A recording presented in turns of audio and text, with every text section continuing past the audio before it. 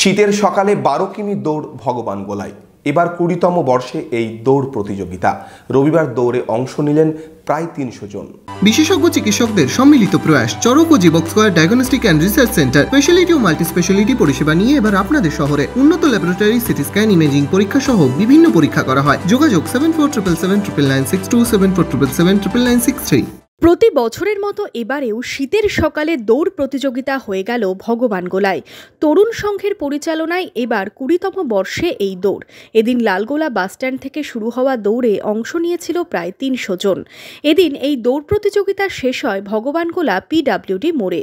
প্রতিযোগিতার সূচনা করেন এসডিপিও উত্তম গড়াই, লালগোলা থানার ভারপ্রাপ্ত আধিকারিক সৌরভ সেন, ভগবানগোলা থানার ভারপ্রাপ্ত আধিকারিক দেবাশিস ঘোষ।